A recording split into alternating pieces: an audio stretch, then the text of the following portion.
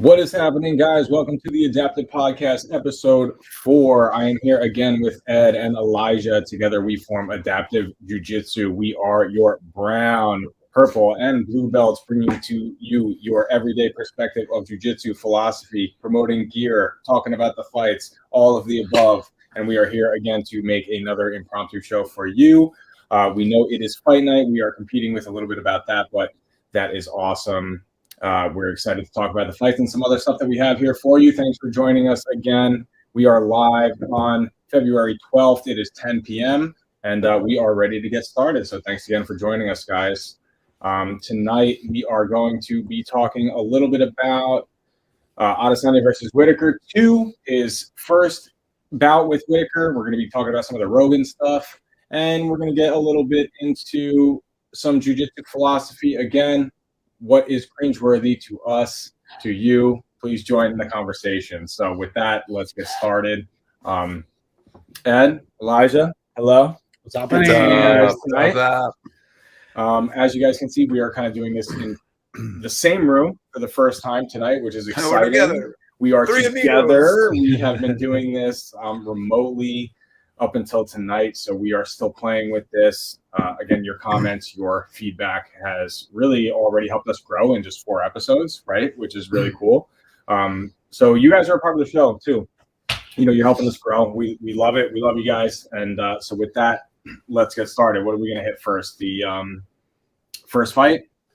Why don't we talk about the co-main and all? Why are we like overlooking the co-main between Derek Lewis and Taya Suvia? Yeah, I can't say it. Suvia? Yeah, you're the one that taught me to say it. I think I was wrong because they said it on the screen. I was like, oh shit, look, that was off. I'm going with Derek Lewis. I mean, he's I don't know, man. He's like, I want to see a shoey though, bro. Yeah, I like Ty, man. I like both of them, man. Honestly, I don't care. I hope it's a 3-round fucking war, and they both just like hugging each other, like barely holding each other up at the end of it. That's what I want to see. He doesn't do shoeys on the way in to the ring. Man. You can't do shoeys on the way in. As PEDs? Yeah, it's so disgusting. Yeah, it's PEDs, bro. You can't do that. I mean, before or after the fight doesn't make it any more or less disgusting. So disgusting. I was like, hang on a second. It's more fucking disgusting if you did it before. Like, he doesn't give a fuck. Oh It's not like he's going to be nauseous from doing one before the fight. Sidebar here. You see the size of him? We have an old friend that we played softball with that was playing in a soccer cleat that was borrowed from my brother, and my brother wore it for like 6 years, and he did a shoey out of it after a game. Oh, freaking disgusting! Oh, you guys want to see me gag on camera? Just keep talking about that. I could think about it. Oh man! And the cleat who was that? Who did a shoey out of it? Was I there for that? It was my brother's shoe. No, I heard that. Was I there for that? Yeah, I think so. And oh man, and my brother's cleat was. Like, you know when like you've used the shoe a lot and it started to like. I don't give a fuck if it's a 1-season cleat, bro. If you're wearing that all season long, where you're running, sweating, you're so fucking... disgusting. Sorry for that visual, guys. I guess. No. I hope you guys are really taking it in right now, as much as me and Lenny are, because you guys could throw up on camera for you. I'm bad with that, dude. If I think like about something that grosses me out, my brain will definitely bring gags. Force the gags. So bring them. I'm not too bad with it. And I do the cough gag too. I like mask it with a cough, you know? So I feel like it makes it easier. You're the guy. It's not that bad. You're the guy that makes the other people throw up because you're making the noise. It's like a chain reaction. It's like, don't do that. You guys ever see? There's a guy on Instagram who like tortures his wife with this. You ever see it? No. Yeah, he just has to make the sound and it makes her start gagging. So he ambushes her in rooms and he's like, hey. And she's like, stop. That's fucking funny. That she like imagine we're getting way off topic, but it'd be funny if like you were like a fucking webcam like business fucking like meeting and he came over like off topic, so but anyway. Yeah, that'd be pretty bad. So that would be pretty bad. You're going with Derek Lewis. Yeah, you're going with my balls is hot. He's going Derek with Lewis. Yeah. He's cool with balls are hot. And Lewis. What did he say? He said, "Let's slang and bang." He said, slang and bang. Let's slang and bang." Said he could do a shoey off his cup. I think he said. Ew. Why would you? Bro, Yeah. no. All right, so main event. Yeah, we main talked event, about main this event. already. I mean, you know, dude, he's like even the press conferences. He made some good points about like him, like mentally. If you pay attention to what mentally is going on, it's like Whittaker.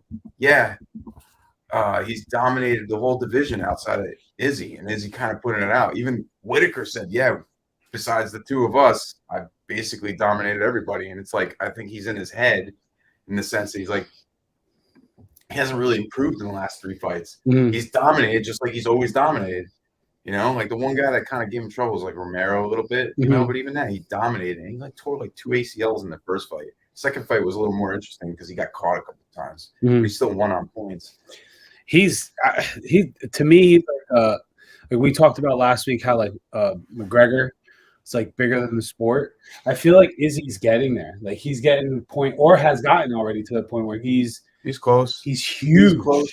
He's you know what it is too, man? He brings flair, and it's kind of like you could see it because think about how big anime is, and you could see his influences in his character. He's like kind of like an anime flamboyant fucking character in real life. He really is. You know, and like the way he carries himself, the way he trolls people, the way he talks, he's smooth. When he knocked out Whittaker the last fight, and he like took a step back, like he was like and in the army, and he did the machine gun all over. Man. Dude, he doesn't ever fight. Dude, the craziest thing, like I said in the last podcast, was he like pretended to take out the death note and he wrote his name in there, and like he went in and murdered him in the second round. He like, dude, so cool. That was really cool. Came out to we didn't even talk about it. He came out to a dance routine where he's doing like flips and shit, making like this like it's like, dude, he's winning. I remember when he came out to that, I was like, well, you can't lose now. Yeah, it's like it's like there's a psychological layer to it where you know the crowd is not only just getting into him, but he's coming in there and the show is his. Right. Like he's already owning the ring area before you even thrown the first punch. Exactly, and that's what going back to like the McGregor thing. That's kind of like why people gravitated towards him is because he would talk about his philosophies and manifesting like things into reality, and like not for nothing, it's a cool thing that people could admire from afar because it's like, oh, anybody could fucking do that. Yeah, they can. I mean, it's not an easy road, and it's gonna be tougher for different people. But the idea is believing in something so much. It's like when people believe in something, you know, that's how they really get shit done. Like if somebody, even anybody that's ambitious and successful, it's because they have such a strong belief in that their failure is not even a thought process. Right. Because every time they do run into a blockade, it's just like a learning experience there. They don't get in their own head. They don't beat themselves up mentally because they already crossed the finish line. To kind of tie that back to like our training, you know, adaptive is like, you know, essentially what we've bred from us being on the mats, and we constantly have conversations about concepts and intent and theory and everything like that. It's one of the reasons why we've come together. But the fact that the way you put that, like think about that. That's essentially like in your training, you should be working yourself to a point where you're controlling all of those things, because training isn't just about the physical. It's about the emotional. It's about the spiritual and the mental aspect of things. If you can't control yourself and control your environment and not set yourself up for a trajectory of victory, then what are you really doing? You're setting yourself up for failure. So you mean kind of like when two other rowing partners kind of lay down on half your leg, and instead of just like, I don't know, logically being like, I don't know, hey guys, can you move? I'm just gonna like. So we should have uploaded the clip. Yeah, we should have uploaded it. The point that you guys make is interesting because I know that Eli, you shared that podcast with us last week. The John Danaher one. What was it on? Lex Friedman. Wait, hold on. You got to Gordon Ryan. You got to explain what Eddie was just talking about. Eddie was just. Well, we'll go back to that. All right, go ahead. Because that's less important. But what you guys are saying now, and John Danaher, he brushes on the fact of, you know, jiu-jitsu competitors. Is there a point?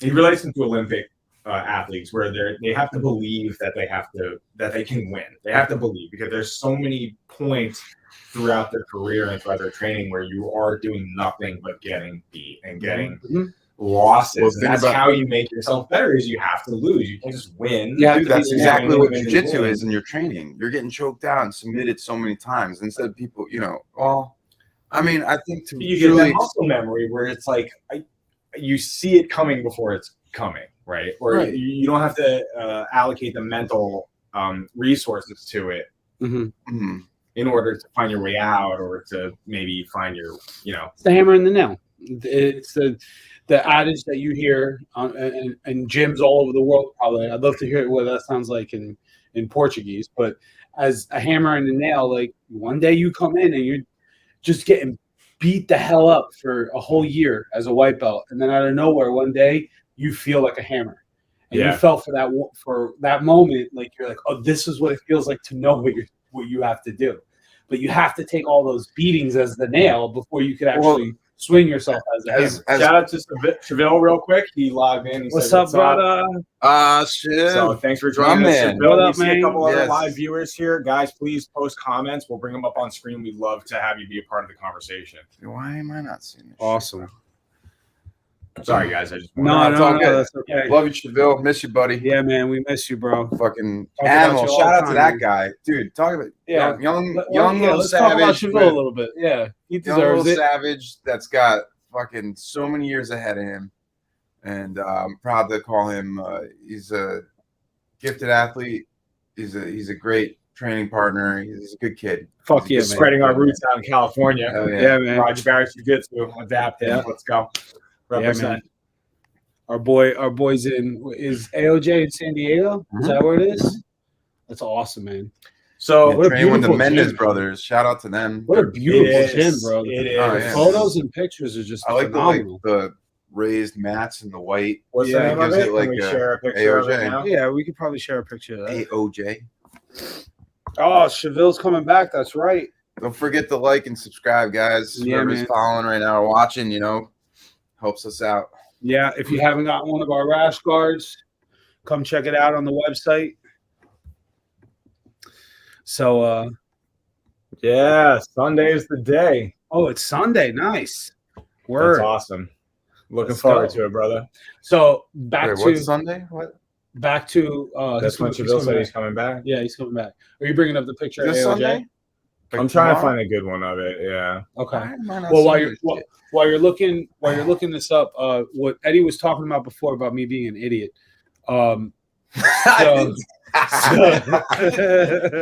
So basically, we should have had the clip uploaded, but it's a good topic because this week Radji brought up Professor Joe as well that when you're on the mats, sometimes it could be crowded. We have a lot of big classes, and sometimes people don't understand the etiquette. It gets taught to you early on, but it may take a little bit. But you want to give some space to the older It's belts. not, Hold on, let me finish. yeah. So you got to give space to the upper belts and whatnot, but that's not the scenario here. That's not what happened here. What happened here was I was rolling with Radji, and it's a great roll. I was really focused and just driven, and I wanted to show Professor where I was at and give him a marker and then ask him for feedback. And Lenny and Kuchia were rolling with each other, and whatever it was, Mike. yeah, shout out to Mike. Whatever they were doing, they ended up rolling on my leg, and I had a hold on Radji where I was trying to get to like a rear naked choke. Obviously, everything that was happening with Radji was because he was allowing it to happen. But I was so in the roll that I tried to take my leg out from them rolling on me. Don't do that. Two like the weight of two human beings on your leg. Yeah. And he was just like, I'm just gonna, explode out. Yeah, that's called stubborn and idiotic and I just don't being think dude, you're being hard on dumbass. yourself. It wasn't that. I think you're just like, I could just move out. it's no, right? but And you didn't. I think it's important to note that like one of the ways of becoming, to maximizing your time on the mats is while you want to be explosive and you want to do things the right way, you still need to be careful. You still need to think about you and your training Of course, partners. Because accidents are going to happen no matter what, though, at the same time. And I get what you're saying. It's like, listen, that's something that, like, any beginners or white belts or even new blue belts are going to learn over time. it just takes time sometimes, that awareness If I of give other people, because sometimes you're so caught up in a role itself, like especially for beginners. It's just they're in the moment because they're being attacked. You know what I mean? So it's like it just, as you get better, as you get more comfortable, as I think there's obviously so many different kinds of like personalities in jiu-jitsu, but I think people that are molded best by it are the ones that truly lose their ego to the most that they can lose their ego. 100%. And I think those people will have a way better awareness, because it's like, dude, the best thing you fucking do is just literally tap. You know what I mean? Like, literally pay attention to what's going on instead of being like, oh, I gotta win. Or like, just be like, all right, you bested me, bud. Good for you. I learned what you did though, because I was like not worried about losing as much as I was just like, all right, I see. I'm just paying attention to the positions we're in, and it's only gonna make you better because you're paying attention to them. And next time a little bit better, you're gonna react to it a little bit better each time. You know what I mean? So I don't know, but there's obviously, like I said, there's different personalities. People that are just stubborn, and they, for whatever reason, still goes back to what we were talking about before about the mental aspect. Like, if you can't walk through that door and get rid of your ego, you're always going to be inhibited in your training. You may actually be winning in roles, but in the reality of the grand scheme of things, you still won't get over yourself. Well, yeah, of course they are. I mean, anybody who's seeking out a weaker, easier opponent is inhibiting their training, because I feel like that's, or with an ego is what I'm trying to say, is going to seek out a weaker, easier opponent. What you're saying, no? And they're going to be doing themselves a disservice because of that, because they they want to win. And in some fashion, we've had this conversation before, like, you want to be able to sharpen the skills by being able to execute it. Absolutely. And maybe sometimes somebody who isn't as experienced is like easier to target in that, and then you get some confidence and be able to hit your move. But you also have to seek the challenge, right? You have to seek the guy, the woman or whoever who you can't hit that move on all the time, right? The brown belt, the black belt, whoever, maybe it's any belt, and just for some reason that move doesn't work on them. You have to seek that out. Eventually, maybe you'll find a way in. You'll learn something from the situation, because what are you going to learn if there's people's strengths are different in different areas of their game? You know what I mean? So it's like sometimes something that works, like say like, oh, I could hit like Kimura's like on 60% of the like people in my gym. But there's that's 40% that know what I'm doing. And at any given time, those things change too, because when you're going consistently with a bunch of different people, they learn your styles. That's how we all get better. That's one of my favorite things too. Is like, I always say it too. I shout out to Spark, who competed today. Good shit, bro. Bringing back a bronze.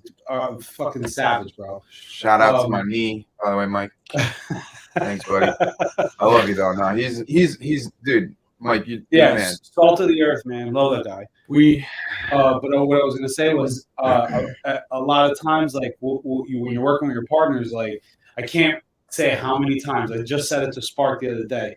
I was showing him something. It's something that I think, like, somebody showed me when they came in the gym one day, and he doesn't train there a lot. And I'm like one of the only people I think that actually like goes to it a lot. It's Coyote Guard, but I was showing it to him, and as I go to show him, I was like, I shouldn't be showing you this, because I'm like, this is going to be something that you're going to have an advantage. But that's not what it is.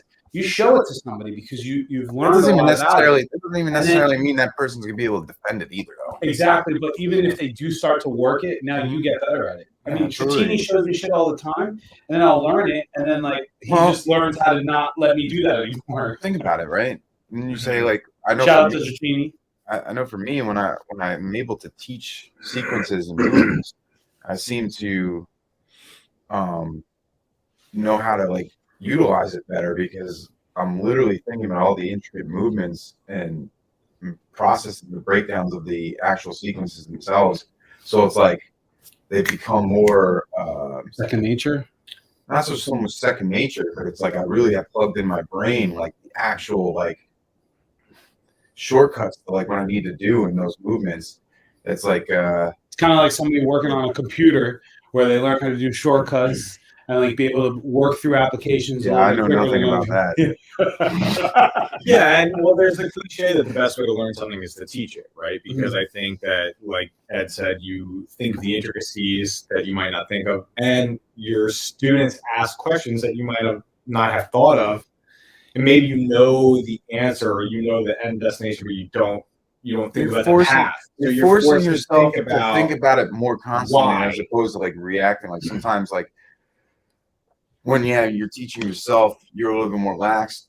You're like when you have to teach other people, you really have to break it down so they can understand. So like You have to know the why, not just right, not just the what and the where. You know what's interesting? It's like it's goes back to the same old like cliche concepts about leaving your ego at the door. Because when you're teaching, you're also having to let go of your ego because you're at a point you're kind of nervous because you're like, oh man, I hope I don't forget this detail that I've been thinking about, this and that. But when you let loose and you start to communicate with your students and with somebody, I was gonna say that to piggyback off the ego thing that you're saying, I think it's more the fact that you're losing ego because you're actually teaching something you good point, have upper hand on. Good point. So you're kind of like, I'm teaching this basically with the mindset, and I think the important thing is too, I think what brings success is when you have the mindset that I want to make my partner better than me even. Yeah. Like doesn't necessarily mean it needs to be. So I'll give you a different layer. Because I was lucky enough and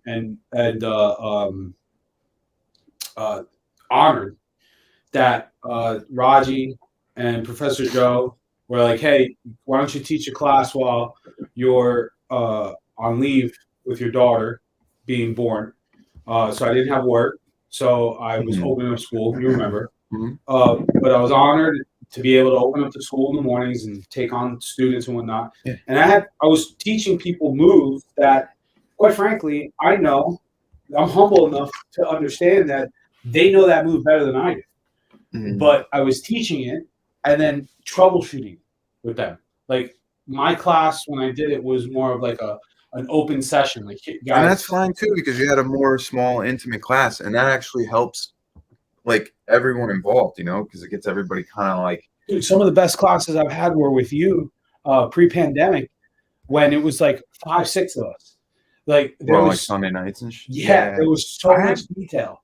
Those classes were fun because they always were like between like 6 to 10 people, and they were just smaller. And it was just I could really like sit down and like really like get over here and let me explain like what I'm doing. Even if I couldn't articulate it, I could be like, all right, this is what I'm doing. And then as I'm doing it, I'm like, oh yeah, this is where my elbow is supposed to be. Right. Like, I mean, you think of the smaller details, like guys are there showing the thing. And yeah, but because there's less, when there's, I remember teaching one of my bigger classes. It was like 24 students, 25 students.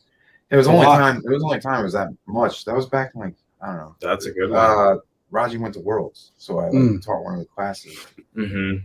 Or I was like maybe a week or two later. I can't remember. Anyway, it was around that time, and I was like, "Holy shit, there's a lot of people here." And I remember thinking to myself like, "Oh damn!"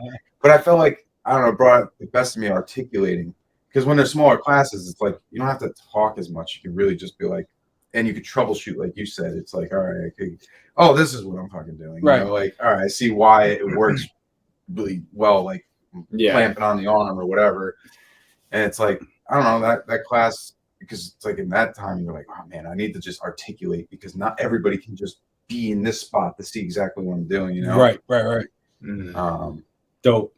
That's it's like interesting to me too. Like when I don't know, this is maybe a little off topic, not really off topic, but like I'm thinking about it now. When Radji teaches, shout out to our professor.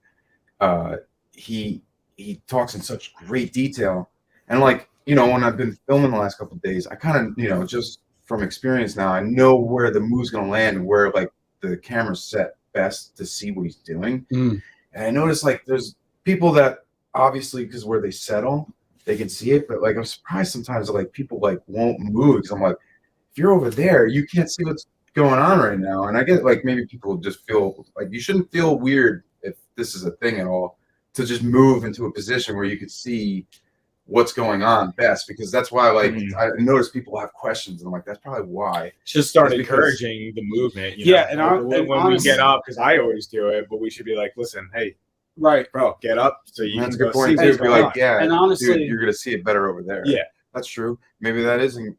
I think this is just a weird thing. Like people they feel maybe they're being disrespectful from moving. No, that's what I'm getting at. I wonder if that's a reason why. There's a barrier there that's stopping them from doing it, which is that's what I was irrational. getting at. Which get up and look at the move that you want to see, right? So you can learn and more. Look, just for everybody who's watching, for the people that are in class with us and when we're filming, apologies if we get in your way.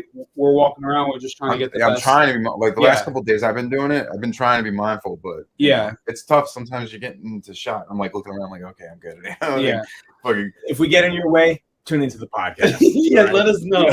Tune into the podcast and show us your feelings. We will fill in the gaps for you. Okay? That's great. So to kind of go back to the Adesanya stuff. Oh my God, we were talking about that. I forgot. So are pillow fights? Yeah, well, let's get there in 2 seconds. Just last point on Adesanya. No, we can't get to that yet. We still have. What do you guys want to show his last? We got to touch on Rogan. Why don't you show the knockout? Yeah, we'll show his last knockout. We tried to do this last week, and when we saw the replay, we realized that it didn't upload properly. So we're going to show again the knockout of Adesanya Whittaker, their first meetup, and then we can go on it. I mean, big shot by Izzy. But I know that's just in my mind. Gotta be very careful. I know everything is just in my mind. You really want to be famous. Adesanya trying to close it out. And look what happened.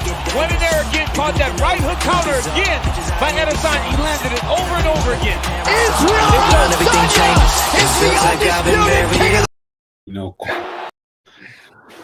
All right, so that was his last knockout. Hopefully, it streamed a little better this time. We won't know until we watch it back. But like, guys, we didn't see it again. Great knockout. What are you doing over there at Adaptive? You guys suck. I really love how, if you look closely, that left hook really gets him good. I mean, you can see it's the double right.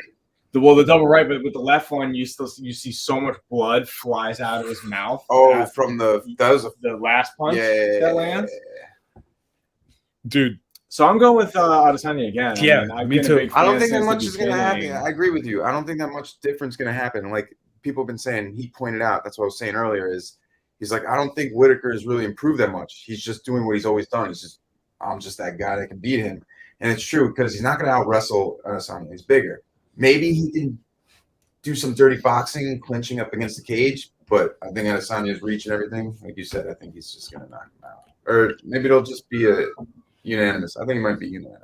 Yeah. So, Kalia's crying. No, I don't think it's us. Sorry, my baby is crying upstairs. She's been doing this little thing lately. I think has a little bit of separation, yeah, but she was good the entire time. I mean, 8 months. She was sleeping throughout the night, no problem. It's like we had so blessed. Definitely not 3 guys doing a podcast. And now 3 guys doing a podcast. No, definitely not that. No, we didn't wake her up. No, I don't think we woke her up. So, you want to take us with into Izzy? our next?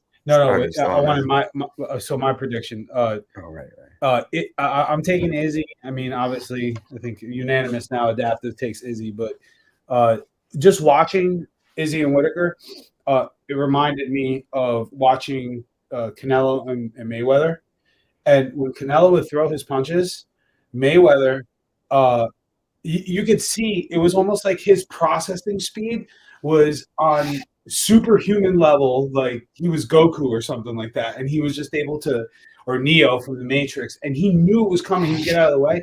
You watch Whittaker and Adesanya, it was the same thing. He was just dancing around every single like jab, he was toying straight. with his food, man. Yes. He just looked like Whittaker. Yeah, like a couple, well put, toying with his food. Exactly. But I think Adesanya the thing is, he was trying to blitz in to get inside, and he's too fast. His reach, he's just like, you're not. I'm like, even dude, when he knocked him out, he was literally like swaying backwards, chin up, doing everything wrong, and still was able to just outmaneuver him and connect with the perfect shot. So yeah. and he Could be different. Well, I guess one more touch thing that I wanted to touch on was the tattoo on Whittaker's chest. What is that? Stars? Are they stars? Me and Lenny thought they were bullet holes. They don't look like bullet holes. They were very symmetrical. They're very star. Well, they're star bullet holes. They're really stupid. Either way. Do we like Robert Whittaker? I like him. No, he's great. But I mean, look. But those tattoos. I think we're in agreement. We're gonna start. We may start bringing up pictures of some of the bad tattoos that we see in UFC. But maybe they aren't bullet holes. Actually, go back to that. You might be right. Yeah. Can you pull it up, or would it take too much time? No, I got it ready. Word. All right. So for those of you watching, if you could comment here, tell us what you think. I mean, I think they're bullet holes, bro. One's a star for sure. No, I mean, I thought they were bullet star. holes when we were sitting here looking at the TV. Now that we're seeing it on the monitor, they're clearly stars. They're little. They're little stupid ass stars. They're something like a fourth grader. But why? Look, no. I don't have great. You want to know why it's not a star? You want to know why it's not a star? Nothing like that, man. All right. I don't have anything that's stupid. No. At least my opinion. No. At least my opinion. If it was a star, then why would you have one that is a 5 point in the middle, and then the rest of them are all different? So what's the significance? Huge observation. All right. He must have a very deep answer. Wow, I can't even believe we're going this far into this, but It's just silly. It's a silly tattoo. it is. You're absolutely right, because it's like, well, all right. So let's say they are bullet holes. What is the fucking significance of bullet holes around the actual 5 point star? Now, the little thing that. now we're going deep, and now he's He got probably hit with 4 45s and a 22. and survived. He survived. Yeah, he also survived the Adesanya. Lenny fucking nailed that, by the way. All right, That's let's it. go. He answered it. Yeah, that's Let's it. Enough. We're moving on. Pillow fights. Let's Go. go. I don't care what caliber you fire at me. No, we're I not going. leave 5 of them, and then I'm good. We're not going to pillow fights yet. We're going to go to Adesanya in the. No, let's go to pillow fights because I wanna see this tattoo is soft. And speaking of soft, all right, fine. So are fair. pillows. Fair enough. All right, I think it's a good segue. We'll circle back. We can circle back. Fine. I wanted to hear about Rogan. But before we move on, Cheville says he thinks they're stars for his dad. He's now making us feel bad. Feel shitty. We feel terrible. Oh now. my god, we're awful human beings. You pieces we of are human pieces of garbage. shit. I'm still a piece of garbage. Piece of garbage. Well, that's amazing. You know what? That's amazing. I didn't want to talk about that in the first place. Yeah, we're sorry. I'm not. I made it funny. They made it funny. Yeah. Actually, no, it was good. Stars are still soft. Let's move on to soft pillow fight championship. All right. Damn. Show you guys a clip real quick. We're sorry, Whittaker. Somebody once told me the world.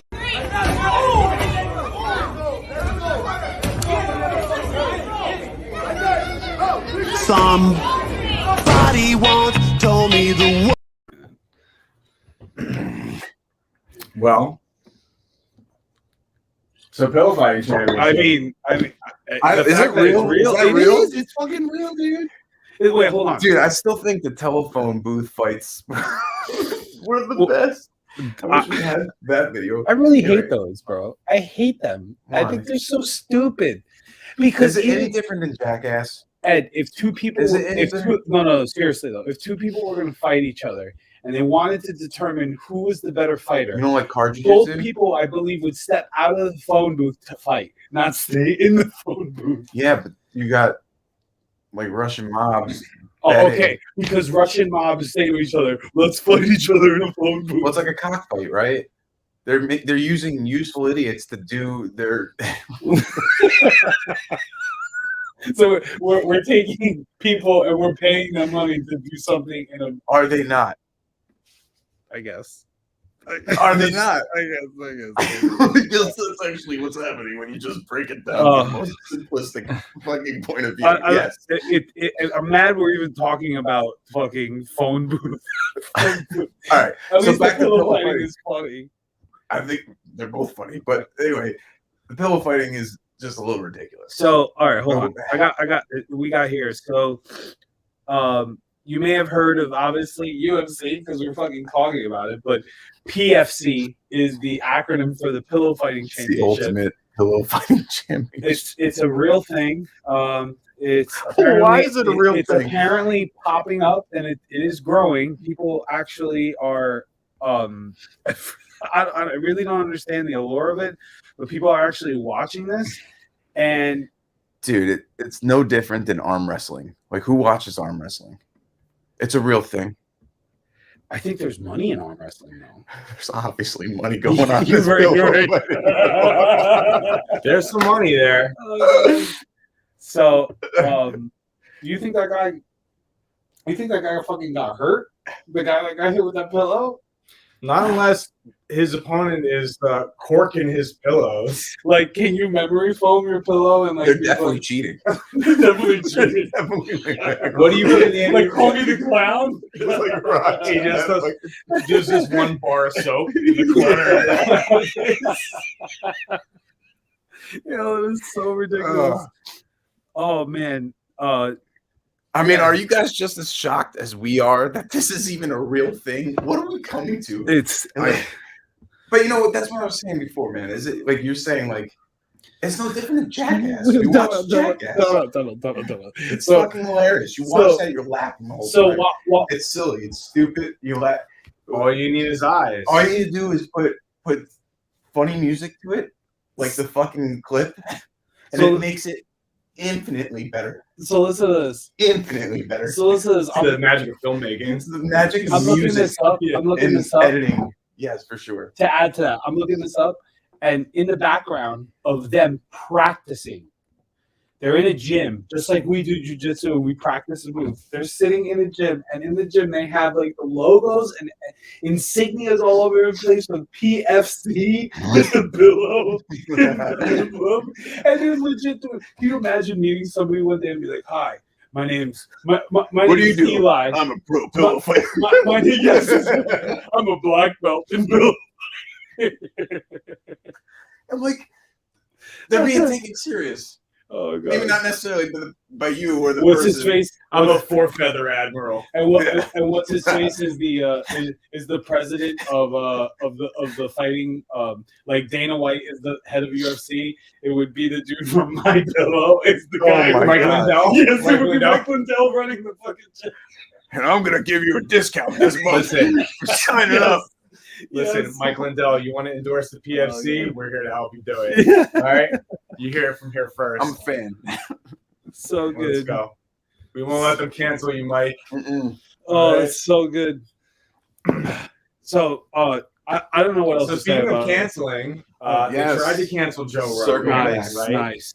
They tried to cancel Joe Banana. Rogan by going back and digging up some stuff and showing it out of context. And so we have a clip here where a reporter tried to bring it up during a press conference with the UFC, asked Dana White how he felt about it. Adesanya was also on the panel. And I kind of like how they handled this. And we're going to share the clip with you guys right now. So just give me 1 second here. Question for you around Joe Rogan. There's been a lot of controversy with him. First off, let me take this one. Hold up. I'm black. I can take this one. Look. Okay.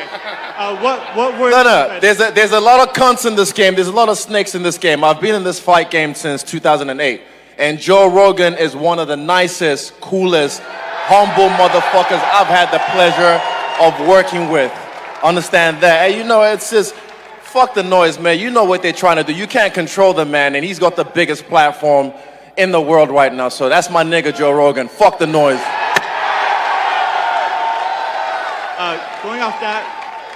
Going off that, what words of advice would you give to Joe Rogan to shut out all the noise around him? Do what I said. Fuck the noise. Just keep doing you, Joe. Have some mushrooms. Keep doing you. I forget what So like honestly, Len mentioned something. So yeah, I think Rogan was definitely taken out of context with some of the stuff he said. He did use the N-word a lot. And I honestly, I think at the time we were, my opinion. This is obviously a little bit more serious of a topic than we were at before. You know, we got to this, but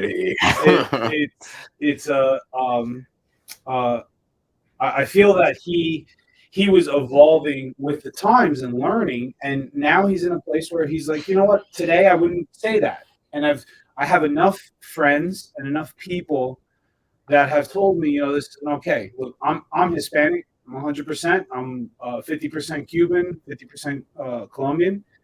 And if somebody said something that really offended me or anything like that, I'd tell them, hey, man, you're kind of screwing with who I am. But I don't feel like he was doing that. He wasn't trying to be racist. He was having conversation, and it's a word to him.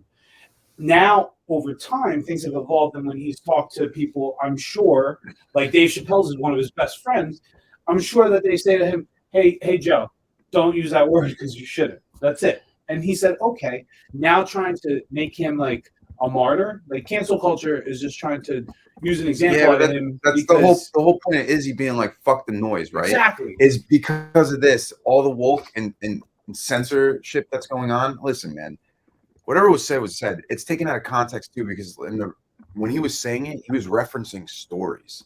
Right. So it wasn't even him just saying it like that's part of his vocabulary. So like, people misconstrued that in the first place because all they have to do is put a headline like he used this word. And it's the same thing with Dave Portnoy, the guy that owns Barstools, right? Same guys that went after him for like the sexual harassment. And he had the actual evidence to disprove them. And they were like, oh shit. He basically said these are the same people that are going after Rogan. And they're doing this on purpose because he's getting people on his show that are going against the narrative of big government and big tech and big corporations that are all conspiring together. You know, this isn't theory. Conspiracy is just conspiracy. It's not theory when they're actually doing this together to get an agenda across. I'm not going to get into all that stuff.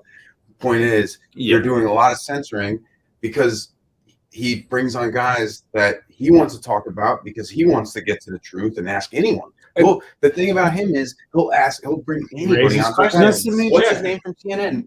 Gupta? Sanjay Gupta. Yeah, man. Gupta, yeah. Like, he got his point of view. He asked the hard questions he had. And he had a contrary point. Right. Yeah. The point being is, which is what we should have in our society. We should have, for those of you who know us, we constantly have conversations with each other that challenge us. You know, we go at each other and we tell each other that, you know, we're in disagreement, or we go contrary just to try to figure out and sharpen what we're thinking, because that is what people should do. They should have contrary opinions. They should argue because that's what makes us focus as a people. How do you innovate? What do we do in jiu-jitsu? What do we do in jiu-jitsu? We learn a move and we literally hit that, and the whole school's hitting the same move nonstop and trying to sharpen it. Absolutely. And not only that, everyone's perspective too on the moves could be a little bit different because they're body types.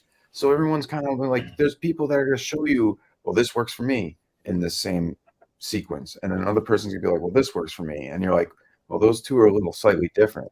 Why? Because of body types and, you know, and how you're able to angle yourself to get in the position or whatever. But it's just like the same thing in a conversation. You can't figure out the root of something unless you don't have like an open conversation. Yeah. And when one side's censoring, man, I don't care like who you are, man. The good side's never, you know, they're on the opposite side of that. The good side is never censoring. Censoring. Right. The good side is never in history, never. No. So anyway, they're coming after Rogan. Don't you think it's funny? Rogan's not even tonight. He's not even announcing. No, you're right. You know why? Because he's part of ESPN. ESPN, Disney, woke. And that's why he's probably not on tonight because of the controversy, and they're not talking about that either. Yeah. Yeah. Hey, well, you know, the biggest threat to tyranny is a free mind. Absolutely. It's a war on your mind, so, man. Joe Rogan is the type of person who raises questions. He doesn't even do it one-sidedly. He does it equally, you know, bringing different people with different perspectives on. The crazy thing is, it just raises questions. That's all it does. And, you know, the dissenters and shit, they don't want questions asked. You know, and this is a whole nother style of podcast that maybe we can branch off to. No doubt, but this goes into the topic. Yeah, and look, honestly, like open, like to back off what these guys said with open conversation. with us and this podcast, we plan on having that type of open conversation. As you can see, if you've been watching the first couple episodes, we're now at this point, it's because we're listening to your feedback. We want you to know that if there's something you want us to talk about, if you want us to discuss something, either be hitting us up live or during the show. You could talk to us in person, DM us, whatever it may be. We'll bring up these topics, open discussion. We want to just have fun. We're not looking to try to be, the alphas of something here. We just want to have fun with you guys. Listen, we want to have fun. We want you guys to tune in, and maybe every now and then, instead of silly, stupid shit we'll talk about something deep that gets us all thinking, right? I think that just like in jiu-jitsu, when you talk philosophy and break down moves and everything, that further advances your personal and teammates' journeys in jiu-jitsu. Well, it's the same thing when you have deep conversations and we ask ourselves, tough questions. I don't think there's anything wrong with that, man. Why is everybody afraid? Should be encouraged. Why is everybody afraid to ask deep questions that should be encouraged? Maybe even your morality, yourself, and anything you do or whatever. A main part of what we're doing here is we're really trying to pump our positive energy into our community. We want to do everything we can to make the best out of everything we're doing, and the people who we're working with, the people who we're training with. Everything we're doing is just about trying to make things good. Amen, brother. Yeah. Hell yeah. Man. So Hell yeah. So we want to to kind of like get us to wrapping up the show here. Right. I'll take it. The wrapping up the show. Well, we're not going to wrap it up. We have one more topic. I know. That's what I'm going Okay, into. go. I'm going to wrap into our next topic. You wrap it, baby. You airplayed the fights. Yeah, right let now, me put the fights on. Sorry, guys. If you don't know how to get the fight, you're going to have to find a local. So, last thing we wanted to share with you guys. So we're going to get into kind of maybe a segment that's ongoing. I don't know. We'll see how this one goes. But basically, we're going to talk about cringe-worthy experiences that maybe we personally go through, and anybody's watching right now and wants to throw back some feedback in the chat. Maybe it's you we're talking about. Maybe some cringe, not even necessarily about somebody, most likely, but it's just some like cringe moments that we have in our jiu-jitsu journeys, that whether maybe it's everybody has, man, right? Yeah, absolutely. Maybe it's like, oh man, like what the fuck, man? Wash your gi. Why is there that guy that has the smelly gi all the time, kind of thing? You know what I mean? Like, why is that a thing? You don't know to wash your clothes. You don't know, like, dude, if you're playing basketball, right? What do? You take your jersey off. You just crumple up, bro. You don't.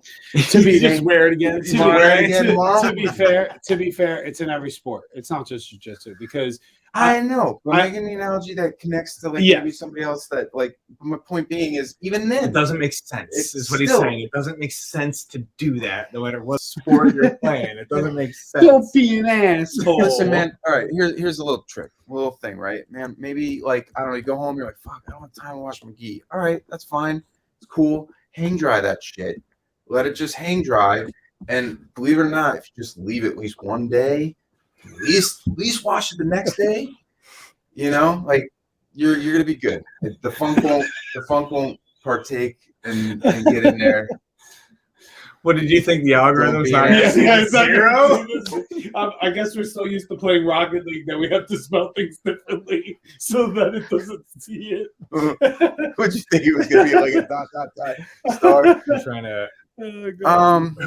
Well, now our censoring overlords.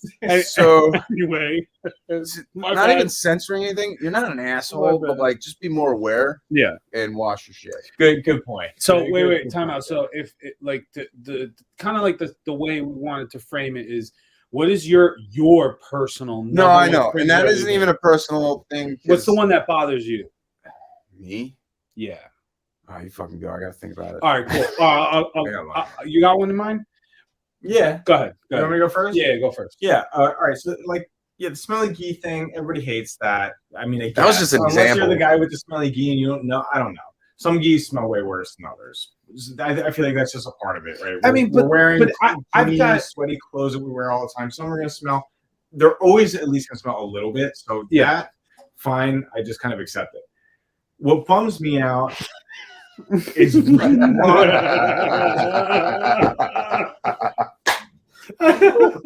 really grinds my gears. What bums me out is the toenails. All right. Oh man. Like just being fucking look. It's beyond the tip of your toe, dude. Man. It's too long. Thanks. It's too long. Maybe they're playing guitar. Shout out to an What's even Professor George. what bums me out too? Oh God, those were thickies, bro. Oh. But what bums me out too is like seeing the toenails. Because I might try to actively avoid somebody with long toenails if I notice. But finding the little half moon. What are you doing? Like doing like the quick steps, like past them, like hammer time. No, finding like the little half moon, like the crescent moon shaped cuts, like on my ankles and my I have one right arms. now, man. That's a toenail, bro. Yeah, that's a toenail. You're right. That's a toenail. I was always wondering what the fuck. I have them on both ankles right now. You know what I mean? Yeah, it's gross. It's gross because Fungi. whatever. Yeah. No, it is. I don't know, man. Nails are something you gotta. Really As a jiu-jitsu practitioner, you're a grappler. You should be taking care of your nails. And I want to know this too. Like, if your toenails are long, don't they hurt you afterwards? Like, aren't you afraid you're gonna like bend them into the mat? I bite all my shit. So. Yeah. Like your toenails.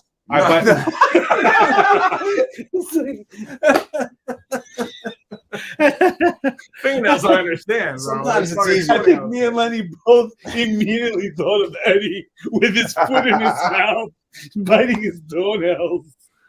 Oh, Listen, a little hot sauce on this bit.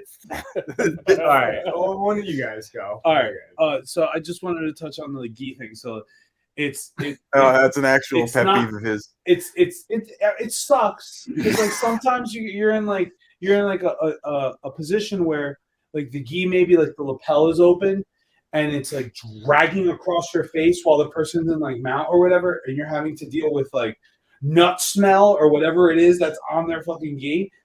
But it is what it is. Like you said, Glenn, gym apparel sometimes starts to go. Sometimes it's brand new and you've washed it and like you just can't get, unfortunately, that funk out of it sometimes. It's annoying, but like, I mean, everybody has to deal with that. Everybody has like different techniques. Some people have gis that smell great somehow, and you're like, how did you do that? We have a training partner. Shout out to Mike Riley. He's probably like, don't say my name on that call.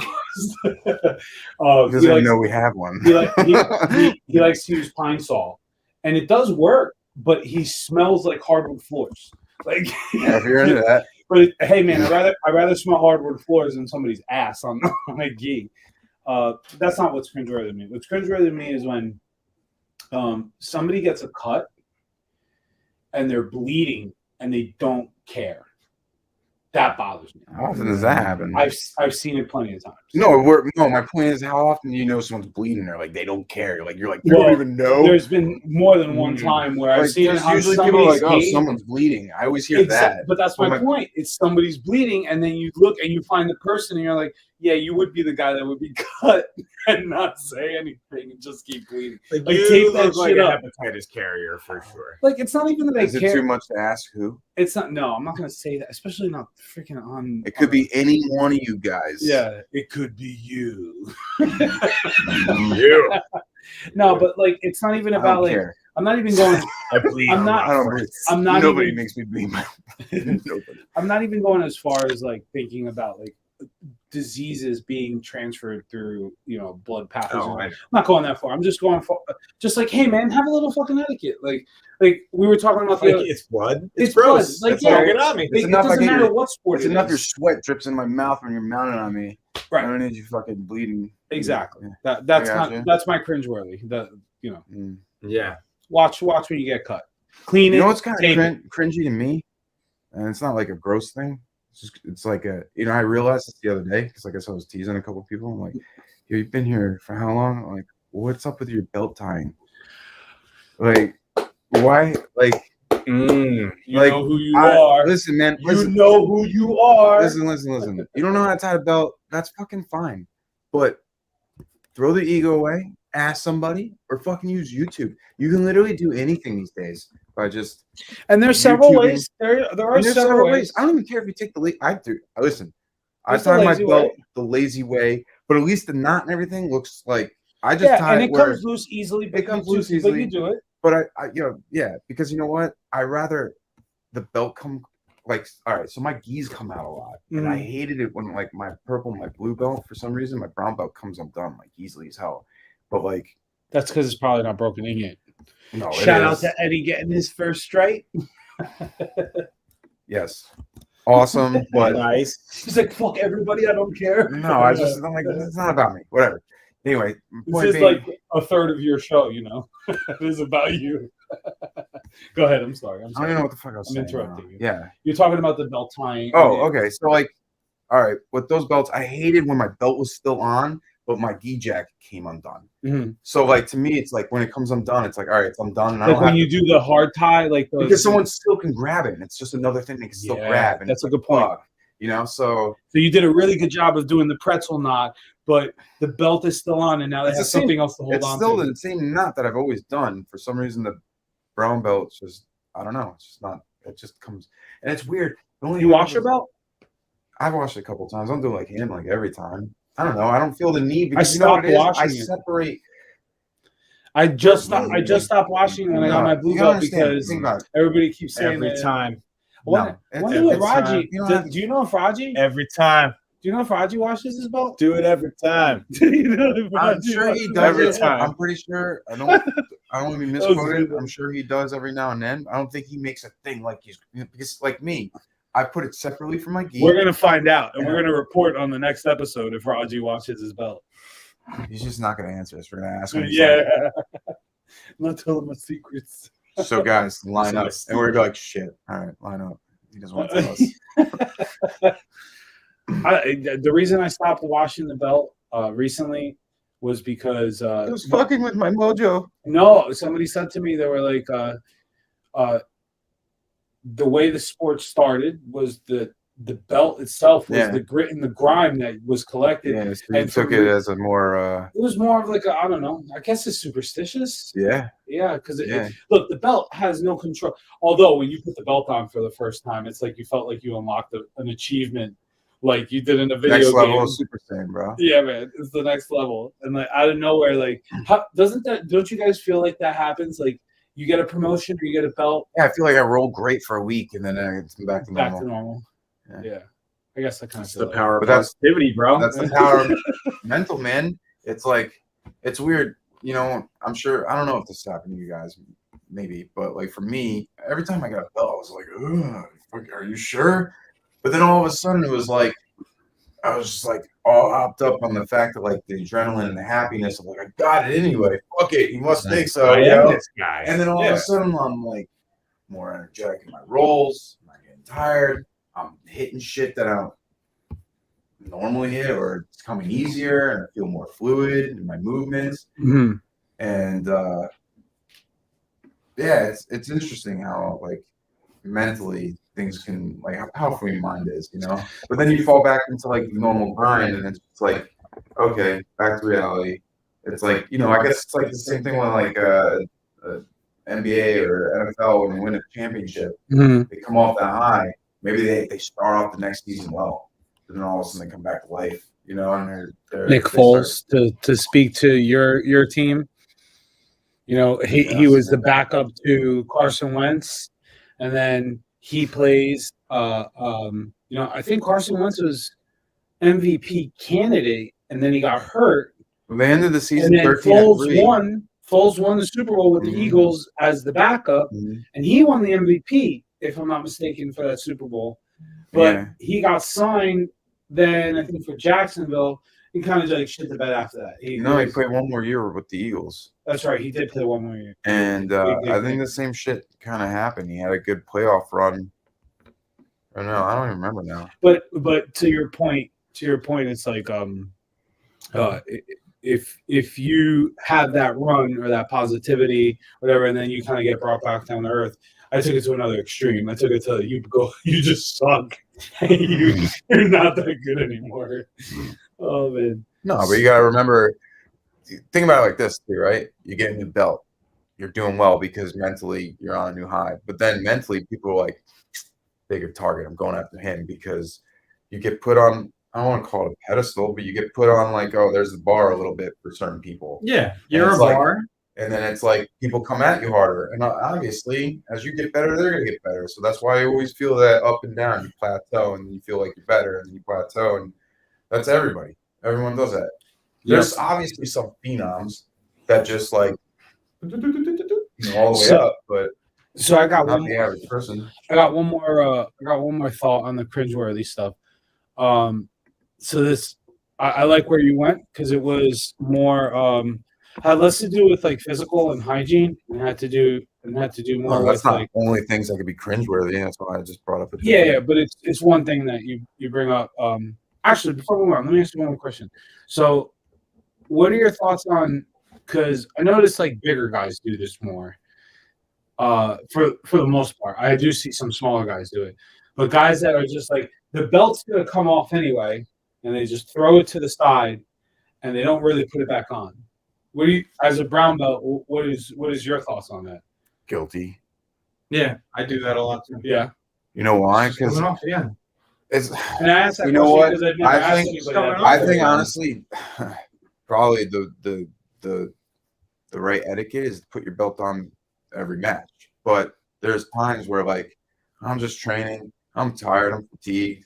I'm like, yo, I'm gonna put this belt on, and we're gonna like lose a minute. You want to just roll? That's my Or idea. in between matches, I put it on again between matches, but I mean, I won't keep over and retiring over. it. Yeah, no, exactly. That's what I'm saying. I'm saying like, oh, it's gonna come off anyway. Boom, you throw it against the wall, and you're like, I'm gonna keep For training. each No, round. I reset. No, I just reset straight up. after a I'm round. done. I'm not tying this anymore. I don't think I really have a. That's what feeling I'm about saying. it. I'm guilty of it sometimes. I don't always. So put it you on. mentioned before you were Yeah, like when I fire. tie it in the like the more advanced ways and it stays tight and the jacket comes loose and there's just a belt to grab onto. Mhm. Is it kind of like you're cheating a little bit because you're not leaving that there for that person to be able to grab onto? I use the belt a lot when it's there. I mean, Is it any different than when you take the lapel out though? And Right, you're using it you against still the have person? now the lapel's open. Listen, man, my lapel's open. The person has just as much of an advantage, Like, Yeah, that's true. I mean, but again, I don't know. I think the right etiquette, you probably should put your belt on in between every round. And like, you don't necessarily have to be like, oh, okay, we're in mid roll, 6 minutes or 8 minutes, whatever, how long your rounds are. But point being is like, I don't necessarily think it matters. I think if you're in the middle of the roll and you're like, the game undone. Hey man, like I know we just tap one and let me put this on. Like, I mean, if you want to do that, fine. I don't think there's anything wrong with that. But I can see why like you don't have to worry about doing it either. I got one more on the belt. When you're tying it, so when professor's teaching and you're putting your belt back on because you were just drilling. Face away from him if he lines us up. That's the etiquette. Yeah. If we're lined up, we're on the walls. I mean, even if he's showing a move, everybody like come back to center. I think if you're gonna put your belt on real quick, either wait until after he's done or face away. I think that's the proper It's the right way. etiquette. You shouldn't be facing your professor, or you should be facing a wall. Is the etiquette? Well, if you're lined up on the wall, then yeah, that would be. But if you're circled around, right? Mhm. I think it's just you're Away turning from the professor, right? right? Yeah, it's funny. It's like a sign of Respect. yeah. Like you're dressing yourself. Yeah. You're going to dress yourself. Obviously, in front of that's your- every professor, every gym owner. I'm sure their etiquette's different. Like some gyms are more laid back, some are more strict. But if we're just talking etiquette in general, where it started from Brazil, Do you bow every time you go on the mat? I do. Yeah, On both ends? I do. I So- bow in and out. When you walk in, you walk off. You go to the locker room, you walk back in. Sometimes I do it quickly, But I do always do it because there's just something in my head that rings out when I don't do it. Yeah, even if I don't, Weird guilt. even if I don't bow, It's like, oh, fuck. That's just the culture. And I'll be honest, every once in a blue, I won't do it. I'm just like talking to someone. I'm like, oh, I forgot to bow. But then I bow when I come back. You know? if I get on the mat and I don't bow, like if I walk through, whenever I walk through that threshold, there is never I don't ignore that I haven't passed that threshold. Never. Do I not bow sometimes? Yeah, sometimes it kind of happens, but in my mind, I think to myself, like in my head, I'm like, honor the mats, honor my partners. Like that's what I think through my head. Like sacred spot. I tried it too. I mean, I don't know. This is just etiquette. This is just like me personally. I think it's just like, whoever's there, at least on your walk through, acknowledge people, shake their hands, let them know what's up. I'm here. So just before we come off here, just to kind of put a little timeline on where we're at. So Arlovsky won his fight. Unanimous. Whoa. Split decision. Dude, he's been winning a split decision. He's fighting like non-ranked guys, and he's old. He should retire. How old is he? 45 or something. Man, that's like Tom Let's say if Brady. he wins. Tom Yeah, Brady in MMA. I was just saying if he loses. And in MMA, right? Yeah. They can't hit Tom Brady. Tom No, Brady's he can't like, punch him in the face. no, but they can't even like tackle him. Right, yeah. He can, Yeah, that's why it's big penalty. And then Bobby Green wins. Bobby Green won? unanimous. Yeah. Oh shit.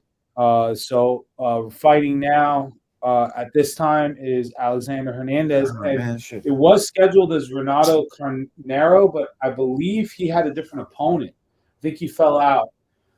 So we're one fight away. We have Jared Cannonier. That's next. Yep, and You'll Derek put that on. Brunson. Yeah, I'll put that on as soon That's as a we big finish fight. here. And then Derek So Lewis. potentially, by the way, Tuivasa. potentially one of those two fighters could be seeing Adesanya next if he wins, or Whittaker. Oh, Because those guys interesting. are they're top 5 fighters. So and that they 180 division. 185, yeah. Right. Middleweight division. Awesome. So yeah, that fight has big implications for possibly the next fight, and then the co-main. So 3 fights essentially left. Yeah. So Shit. Eddie, final thoughts? Um, Any final thoughts on anything we talked about tonight? Anything you want to say before we wrap up? None. Keep on.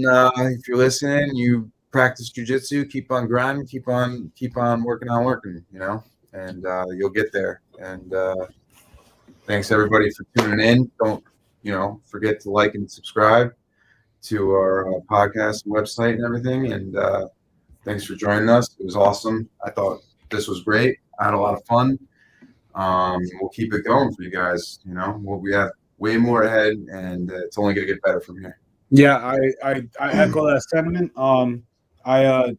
We're really committed to delivering an intangible here. We really want to make our community better. I mean, everything we're doing is about growing, expanding ourselves. Here's our rash guard in white. Check it out on our website. We also have our patches. Our patches. We got some bigger patches on the way. We got some new products coming. Very exciting. When it comes to our podcast here, again, like we discussed before, open discussion.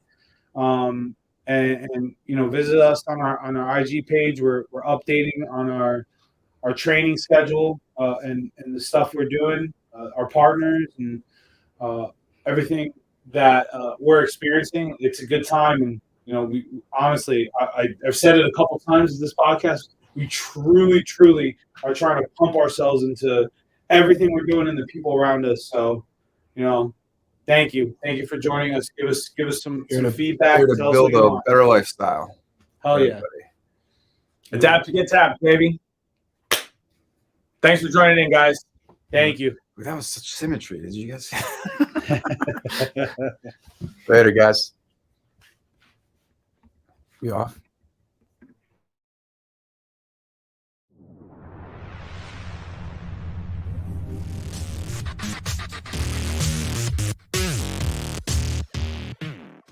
That was a good one. Great job, guys.